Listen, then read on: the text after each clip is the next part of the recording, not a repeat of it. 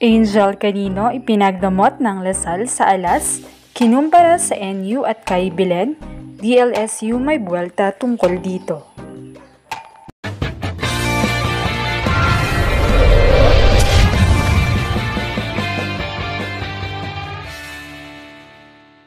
What's up, Volleyball Nation? Welcome back to my YouTube channel. Narito ako para magbigay sa inyo ng updates tungkol sa mundo ng volleyball. Pero bago yan, don't forget to subscribe and hit the notification bell para updated ka sa aking mga videos.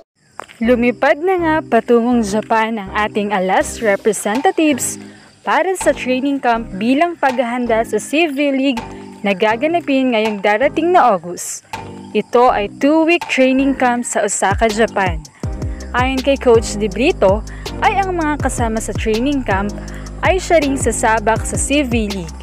Kabilang pa rin sa lineup sina seniors Gia Morado, Don Macandili, Creamline Star, Gemma Galanza, CMFT Stars, Cici Vendina and Sherry Nunag, Signals Vanny Gandler, NU standouts Bella Belen, Alyssa Solomon, and Ara Panique.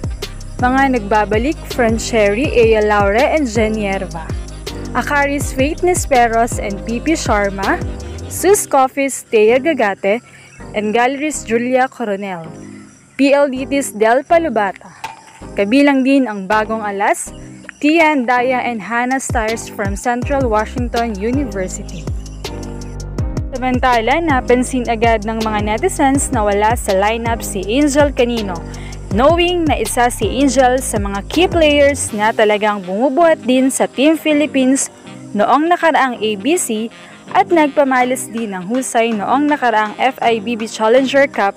Kaya naman tanong ng marami ay nasan si Angel Canino at bakit hindi ito kasama sa training camp sa Osaka, Japan. Nagbigay naman agad ng sagot si Coach De Brito na sana nga raw ay kasama pa rin nila si Angel, subalit nasa Lasal na raw ito. Ibig sabihin ay kailangan ng tugunan ni Angel ang kanyang duty sa kanyang paaralan na De La Salle. Balik training na muli ang top ace ng De La Salle para naman sa paghahanda sa kanilang kampanya upang maibalik ang korona sa TAF sa darating na UAAP Season 87. Kaya naman ilan sa mga komento ng fans, bakit naman bigla ang umalis si Angel sa Alas? Kung kailan namang nag-gel na ang team, dun pa siya aalis. Ang akala ng marami ay intact na ang team at ito na ang palaging ipapadala ng bansa para sa mga susunod na torneo. Bakit biglang bumalik ng Lasal? Bakit parang ipinagdamot ng DLSU si Angel? Para naman ito sa bayan. Kung kailang buo na ang koneksyon nila ni Gia at makakasama niya muli si Bella Belen para mas lumakas ang Alas. Ilan lamang yan sa paulit-ulit na komento ukol sa pagkawala ni Angel sa lineup.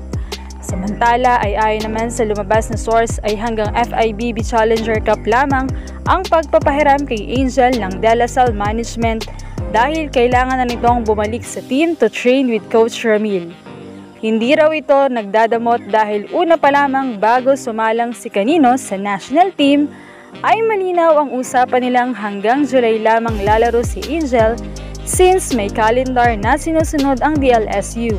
Naikumpara pa nga ito kina NU Stars Belen, Solomon at Panique ay kasama pero sasabak din naman sila sa UAAP Season 87. Subalit ilan sa komento ay kanya-kanya nga itong calendar per school.